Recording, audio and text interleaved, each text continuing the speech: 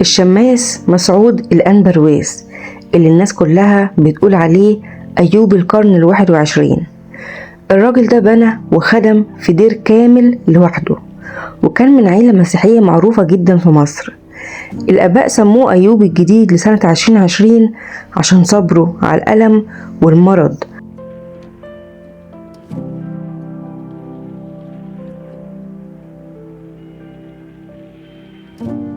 وكان بيشيل صليبه بصمت وشكر، وكان بيقول فين ما أكون أنا هيكون خادمي كمان.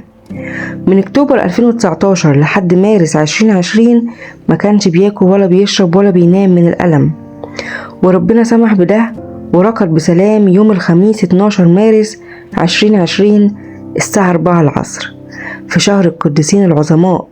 وآخر كلماته كانت يا أمي يا عذراء يا أنبرويس يا شفيعي، وبعدين راح للسما. الناس كانت بتحبه جدا وسموه أبو الغلابة، وكان صديق للأنبرويس اللي ظهر له كذا مرة وشجعه وقواه. وفي سنة 1983 لما كان في السجن طلع له جواب اعتقال وخرج بمساعدة البابا شنودة الثالث.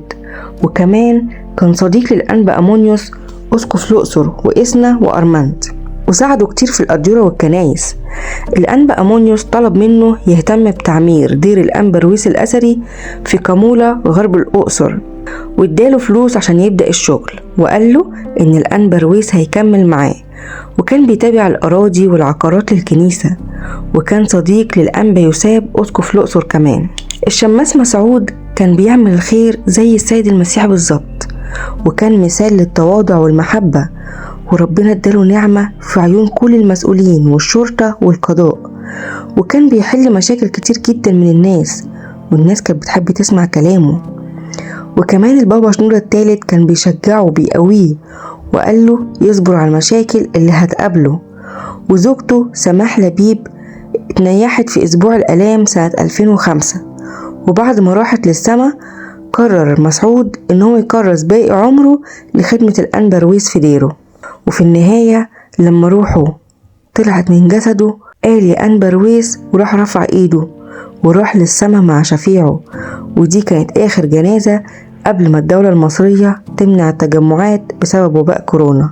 اذكرنا أمام عرش النعمة، وياريت يكون مثال جميل لينا اللي عاش في قلوب الناس كلها مبيموتش أبدا. بركة القديس الشماس مسعود الأنبرويس تكون مع جميعنا أمين. لو أول مرة تسمع سيرة الشماس مسعود الأنبرويس ابعتها لكل الناس، خليهم ياخدوا بركة. وتابع صفحتي واستنوني كل يوم بالليل مع حكاية قديس جديد.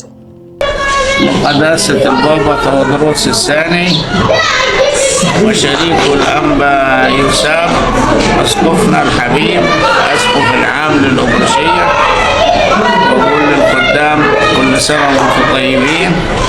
وهذا المجهود اللي عملتوه مجهود تشكر عليه بشفاعة رئيس الملائكة والشهيد ربنا والعذراء والنور كل القديسين والشهداء والسواح. بركة صلاتهم تكون معاكم.